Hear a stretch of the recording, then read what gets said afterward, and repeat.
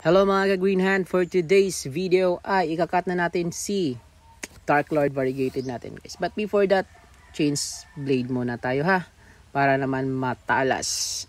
So ayan guys, ginagawa natin dyan, didiligan muna natin siguro para yung mga moss na ginamit natin guys is mag-smooth po siya. Kasi yung mga ugat po, nakakapit na po talaga dyan sa pole. Kasi yung pole natin din guys na ginamit, DIY lang natin yan. PVC pipe lang na yan guys na number 2.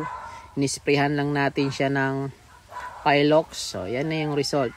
So dahil ganyan siya guys, medyo nahirapan tayong makuha siya. Kasi nga ang taas na pala ng kanyang mga ugat papunta na sa ilalim. So yung part na yan guys, idahan-dahan lang kasi natin. Baka kasi masira yung mga ugat. Yun kasi yung pinaka-importante, di ba? Ayan, para madali po siyang mag-stable.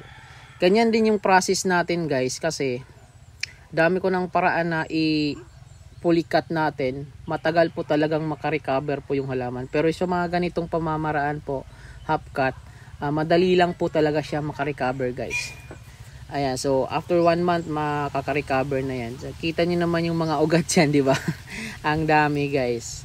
So dyan na part guys, ayan, naka-half-cut din tayo ng 3 piraso dyan ng cuttings. So yan guys, itatanim din natin yan. So hindi muna natin sila i-separate yung 3. Isahang pot lang yung ating pagtatamnan dyan para naman hindi siya ma-stress agad.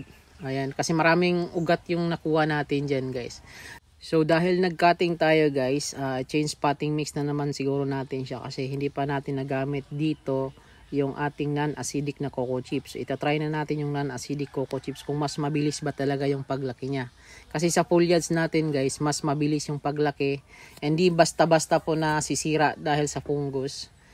At dito naman sa part na to mga Green Hand, itatanim na natin yung ating top cut na Dark Lord. Gumamit lang tayo dyan ng konting anutong, cocoa chips na non-acidic.